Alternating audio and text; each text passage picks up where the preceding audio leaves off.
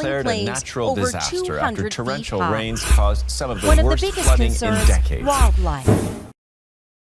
Extreme, it was very scary. Through here, you can see that twister actually touching clear. these people. Sheltering the boat. Tore through areas around Philadelphia, ripping the roof off this car. 6 hari lamanya, Allah berkarya menciptakan segala sesuatunya. Hari yang pertama, Allah menciptakan langit dan bumi dan memisahkan terang dan gelap. Pada hari yang kedua, Allah menciptakan cakrawala. Pada hari yang ketiga, Allah memisahkan antara lautan dan daratan dan menciptakan tumbuh-tumbuhan. Pada hari yang keempat, Allah menciptakan bintang-bintang dan benda-benda langit.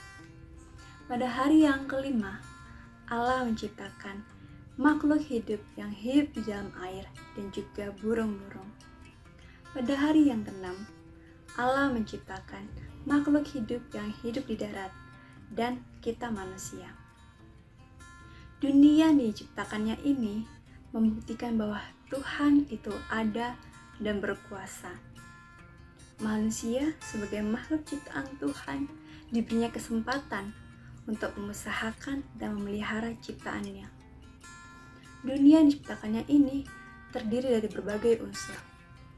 Tanah, air, udara atau angin, tumbuh-tumbuhan, dan juga hewan. Kita manusia diberinya tugas untuk memelihara dan menjaga ciptaannya. Seperti firman-Nya di dalam Kejadian 2 ayat 15. Manusia diberikan kepercayaan oleh Allah untuk mengelola dan memanfaatkan alam yang disediakan untuk memenuhi kebutuhan hidupnya. Ini tentu menjadi kebanggaan bagi manusia itu sendiri.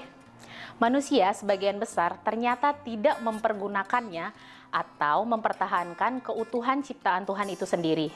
Ketidakmampuan tersebut ditandai dengan kerusakan-kerusakan baik tanah, air, udara, hewan, hutan, dan lainnya. Manusia mengeksploitasi sumber daya alam secara besar-besaran tanpa adanya usaha untuk memulihkannya. Semuanya ini mengakibatkan penderitaan bagi ciptaannya dan bisa berdampak kepada penyakit dan sampai juga kepada kematian. Sekarang ini dunia sedang diserang wabah virus COVID-19. Semua negara merasakan dampaknya, salah satu kita Indonesia. Indonesia sendiri sempat mencapai kasus positif 50.000 jiwa dan kematian 1.000 jiwa. Hal ini bisa disebabkan oleh beberapa hal, seperti banyak kekurangan tenaga kesehatan, penuhnya rumah sakit, dan bahkan kurang disiplinnya protokol kesehatan. Imbas dari lonjakan kasus COVID-19 di Indonesia pun menyebabkan ketersediaan oksigen di rumah sakit menipis. Oksigen diberikan kepada pasien yang mengalami kesulitan mendapatkan oksigen secara alami. Permintaan oksigen pun meningkat, diikuti kenaikan harganya juga. Bila kita kalkulasi kebutuhan oksigen kita yaitu manusia menghirup 7-8 liter udara per menit. Jika dalam kondisi normal, manusia menghirup sebesar 11.000 liter udara per hari. Jika dalam kondisi berat seperti olahraga, manusia menghirup sebesar 12.000 liter udara. Dari 11.000 liter udara, 20%-nya merupakan oksigen. Jika kita jumlahkan, maka perharinya manusia menghirup oksigen sebesar 2.200 liter.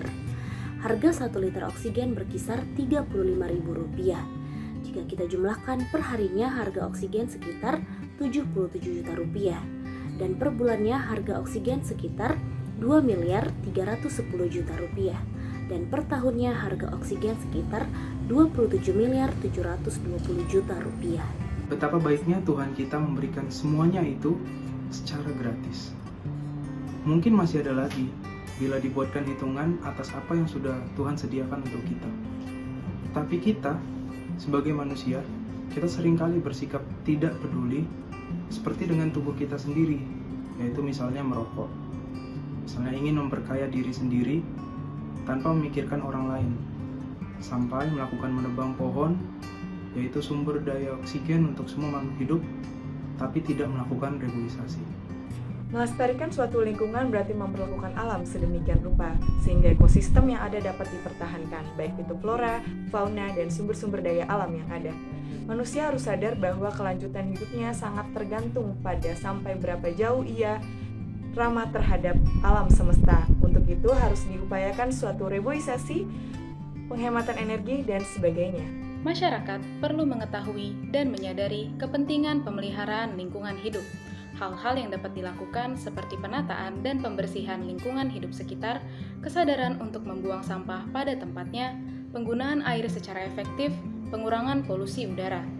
Manusia harus memperlihatkan suatu sikap yang manis dan harmonis sebagai tindakan iman, bahwa manusia mau bersahabat dengan sesama makhluk sebagai pendamaian manusia dengan alam.